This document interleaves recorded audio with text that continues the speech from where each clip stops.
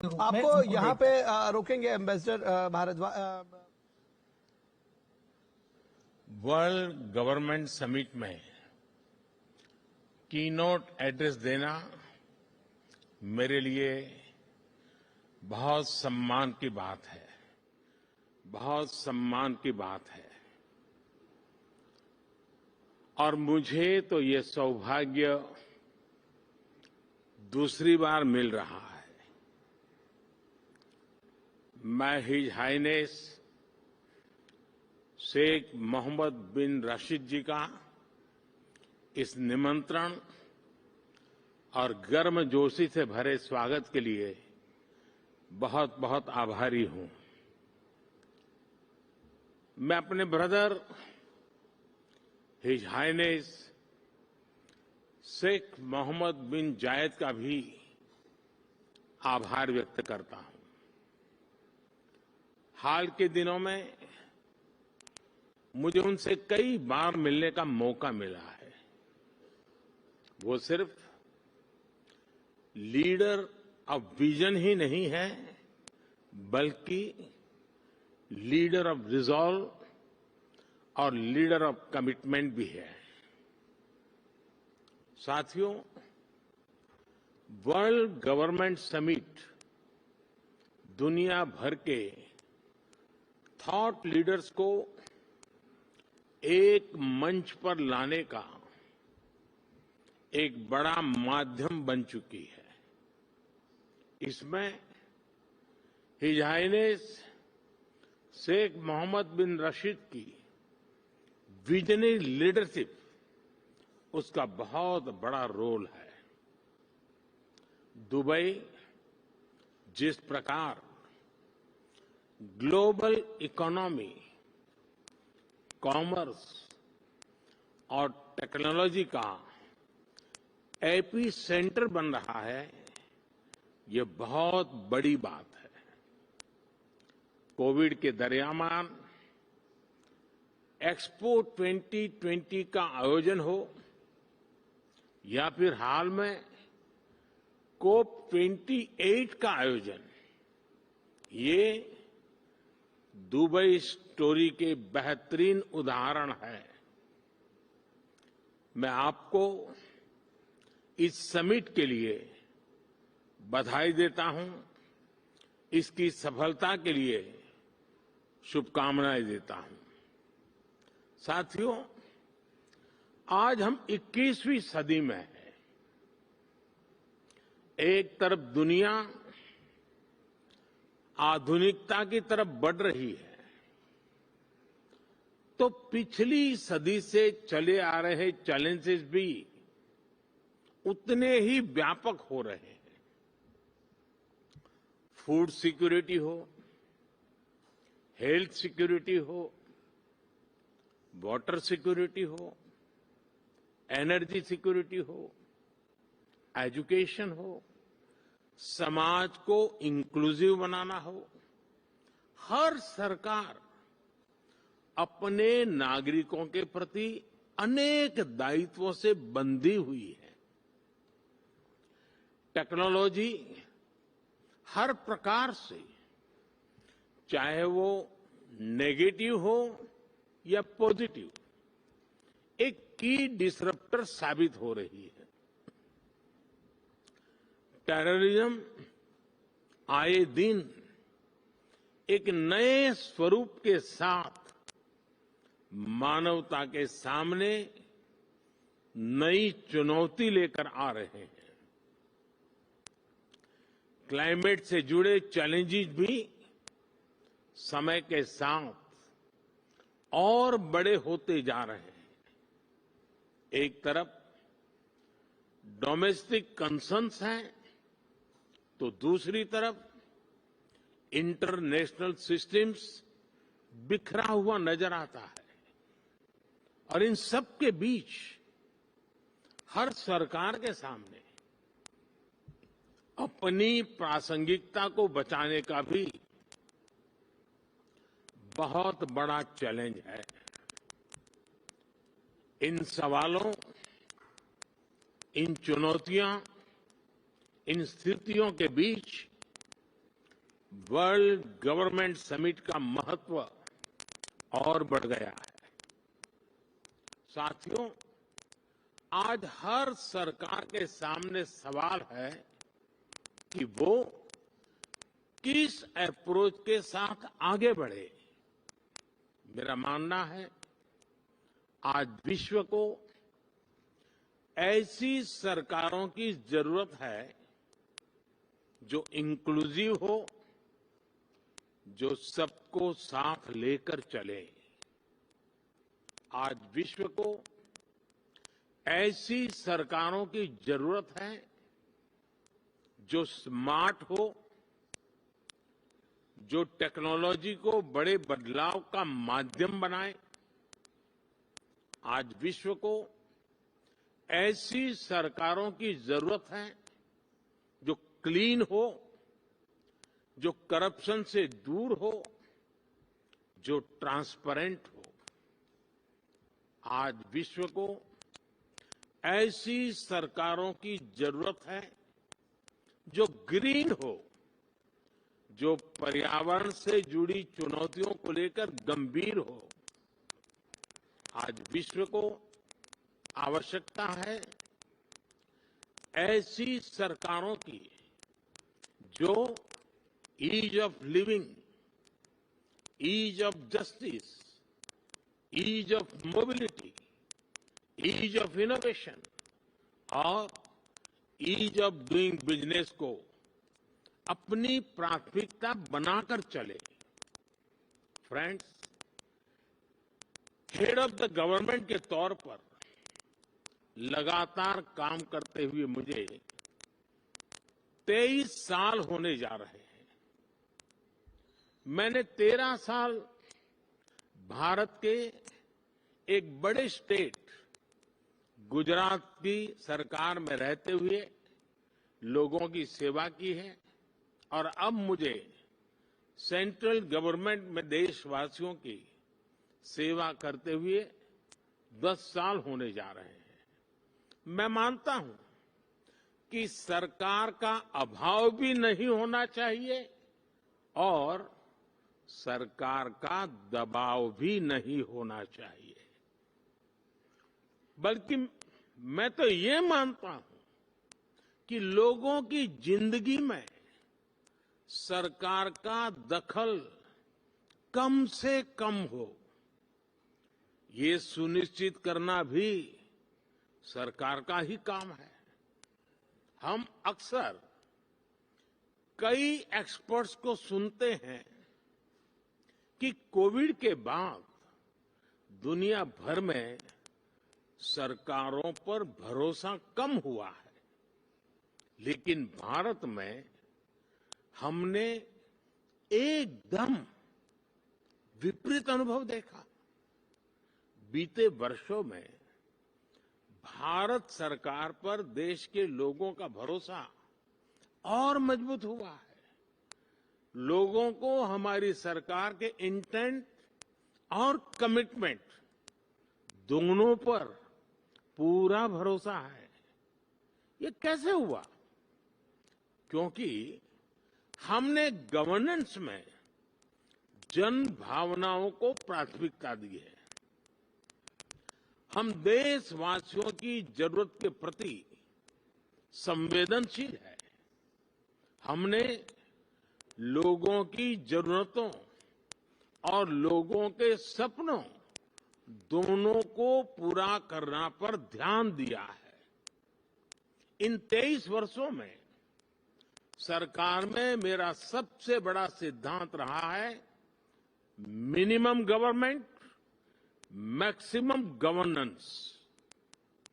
मैंने हमेशा ऐसा एनवायरनमेंट क्रिएट करने पर जोर दिया है जो नागरिकों में एंटरप्राइज और एनर्जी दोनों को और बढ़ाएं। हम टॉप डाउन और बॉटम अप अप्रोच के साथ साथ होल ऑफ सोसाइटी अप्रोच को लेकर भी चले हैं। हमने होलिस्टिक अप्रोच पर बल दिया, पीपल्स पार्टिसिपेशन को सर्वोच्च प्राथमिकता दी।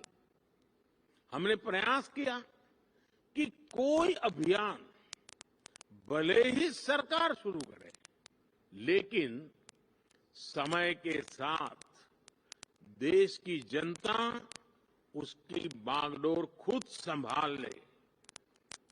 जन भागीदारी का इसी सिद्धांत पर चलते हुए हमने भारत में अनेक बड़े ट्रांसफॉर्मेशन देखे हैं। हमारी सैनिटेशन ड्राइव हो, गर्ल एजुकेशन को बढ़ाने का अभियान हो, डिजिटल लिटरेसी हो, इनकी सफलता पीपल्स पार्टिसिपेशन से ही सुनिश्चित हुई है। साथियों, सोशल और फाइनेंशियल इंक्लूजन हमारी सरकार की प्राथमिकता रही है। हमने 50 करोड़ से ज्यादा ऐसे लोगों को बैंकिंग से जोड़ा जिनके पास बैंक अकाउंट नहीं था। हमने उनको जागरूक करने के लिए बड़ा अभियान चलाया। आज इसी का परिणाम है कि आज हम फिनटेक में, डिजिटल पेमेंट्स में बहुत आगे निकल गए हैं। हमने विमेन लेड डेवलपमेंट को बढ़ावा दिया है। हम भारतीय महिलाओं का आर्थिक, सामाजिक और राजनीतिक सशक्तिकरण कर रहे हैं। कानून बनाकर हमने भारत की महिलाओं को पार्लियामेंट में रिजर्वेशन भी दिया है।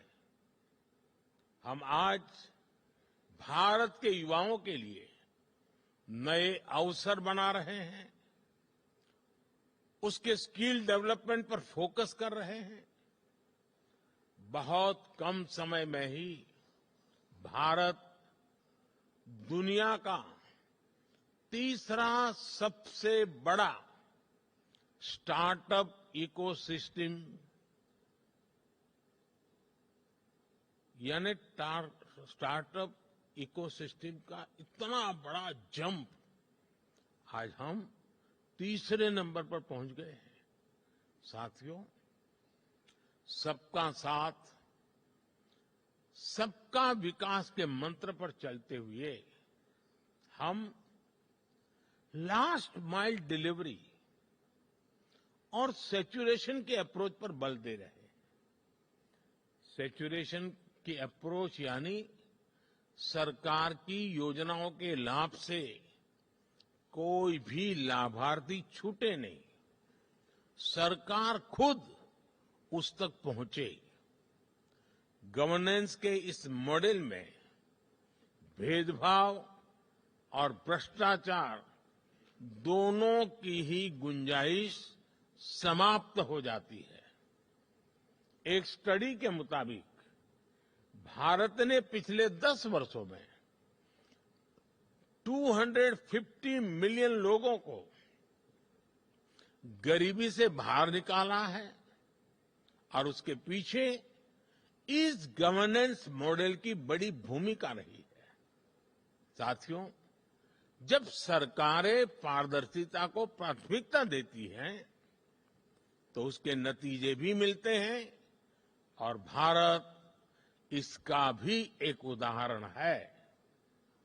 आज भारत के 130 करोड़ से ज्यादा नागरिकों के पास उनकी डिजिटल आइडेंटिटी है। लोगों की ये डिजिटल आइडेंटिटी उनके बैंक्स, उनके मोबाइल सब इंटरकनेक्टेड है। हमने टेक्नोलॉजी की मदद से एक सिस्टम डेवलप किया है, डायरेक्ट बेनिफिट ट्रांसफर, डीबीटी। इस सिस्टम की मदद से हमने बीते 10 साल में $400 बिलियन से ज्यादा लोगों के बैंक खातों में सीधे ट्रांसफर किए हैं। ऐसा करके हमने करप्शन की बहुत बड़ी गुंजाइश को जड़ से ही समाप्त कर दिया है। हमने देश के 33 बिलियन डॉलर से ज्यादा गलत हाथों में जाने से भी बचाया है। फ्रेंड्स, जहां तक क्लाइमेट चेंज की बात है, तो इससे डील करने के लिए भी भारत की एक अपनी अप्रोच रही है। भारत आज सोलर, विंड, हाइड्रो के साथ साथ बायोफ्यूल्स, ग्रीन हाइड्रोजन पर भी काम कर रहा है। हमारी संस्कृति हमें सिखाती है कि प्रकृति से जितना हासिल किया है, उसे लौटाने का प्रयास भी करना चाहिए। इसलिए भारत ने विश्व को एक नया मार्ग सुझाया है, जिस पर चलते हुए हम पर्यावरण की बहुत मदद कर सकते हैं। ये मार्ग है मिशन लाइफ, यानी लाइफस्टाइल फॉर एनवायरनमेंट का। ये मिशन प्रो प्लेनेट पीपल का रास्ता दिखाता है। हम कार्बन क्रेडिट की अप्रोच को भी काफी समय से देख रहे हैं। अब इससे आगे बढ़कर हमें ग्रीन क्रेडिट के बारे में सोचना चाहिए। इसकी चर्चा मैंने यहां दुबई में ही COP28 के दौरान बहुत विस्तार से की थी। साथियों, जब हम फ्यूचर की तरफ देखते हैं, तो हर सरकार के सामने आज अनेक प्रश्न हैं। हम अपनी नेशनल सॉवरेनिटी और इंटरनेशनल इंटरडिपेंडेंस में बैलेंस कैसे बनाएं? अपने नेशनल इंटरेस्ट के लिए काम करते हुए इंटरनेशनल रूल ऑफ लॉ के प्रति अपनी कमिटमेंट पर कायम कैसे रहे? नेशनल प्रोग्रेस का विस्तार करते हुए हम ग्लोबल गुड के लिए ज्यादा से ज्यादा कंट्रीब्यूट कैसे करें? हम अपने कल्चर और ट्रेडिशन से विजडम लेते हुए भी यूनिवर्सल वैल्यूज को समृद्ध कैसे करें? हम डिजिटल टेक्नोलॉजी का लाभ लेते हुए उसके नकारात्मक उन प्रभावों से समाज को कैसे बचाएं? हम वैश्विक शांति के लिए प्रयास करते हुए आतंकवाद के खिलाफ कैसे मिलकर काम करें? आज जब हम अपने देश को ट्रांसफॉर्म कर रहे हैं, तो क्या ग्लोबल गवर्नेंस इंस्टीट्यूशंस में भी रिफॉर्म नहीं होना चाहिए? ऐसे अनेक सवाल हमारे सामने है। इन सारे सवालों को ध्यान में रखते हुए ही हमें अपनी सरकारों को दिशा देनी है, फ्यूचर प्लानिंग करनी है। हमें मिलकर कोहेसिव, कोऑपरेटिव और कोलैबोरेटिव वर्ल्ड की वैल्यूज को प्रमोट करना होगा। हमें डेवलपिंग वर्ल्ड के कंसर्न्स और ग्लोबल डिसीजन मेकिंग में ग्लोबल साउथ की भागीदारी को प्रमोट करना होगा। हमें ग्लोबल साउथ की आवाज सुननी होगी, उनकी प्राथमिकताओं को सामने लाना होगा। हमें जरूरतमंद देशों के साथ अपने रिसोर्सेज और अपनी कैपेबिलिटीज को शेयर करना होगा। हमें एआई, आर्टिफिशियल इंटेलिजेंस और क्रिप्टो करेंसी, साइबर क्राइम ऐसे पैदा हो रही चुनौतियों के लिए ग्लोबल प्रोटोकॉल बनाने होंगे। हमें अपनी नेशनल सॉवरेनिटी को प्राथमिकता देते हुए इंटरनेशनल लॉ की मर्यादा भी रखनी होगी। इन्हीं भावनाओं पर चलते हुए हम न केवल सरकारों के सामने उपस्थित चुनौतियों का समाधान करेंगे, बल्कि विश्व बंधुत्व को भी मजबूती देंगे। एक विश्व बंधु के रूप में भारत इसी सोच के साथ आगे बढ़ रहा है। अपनी G20 प्रेसिडेंसी के दौरान भी हमने इसी भावना को आगे बढ़ाया। हम one earth, one family, one future, इसी भाव से चले। फ्रेंड्स, हम सभी के पास गवर्नेंस को लेकर अपने एक्सपीरियंसेस है। हमें न सिर्फ एक दूसरे के साथ काम करना है, बल्कि एक दूसरे से सीखना भी है। यही इस समिट का भी लक्ष्य है। यहां से निकले सॉल्यूशन दुनिया के फ्यूचर को शेप करने वाले होंगे। इसी विश्वास के साथ आप सभी को बहुत बहुत शुभकामनाएं। Thank you very much. Thank you, the Right Honourable Narendra Modi, for this session.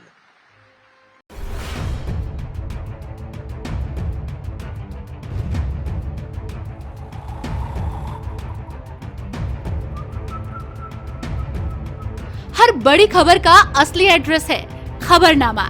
इसलिए हर न्यूज अपडेट के लिए सब्सक्राइब करें और फॉलो करें खबरनामा। और इस वीडियो के लाइक बटन को प्रेस कर इस वीडियो पर कमेंट के जरिए अपनी राय देना ना भूलें।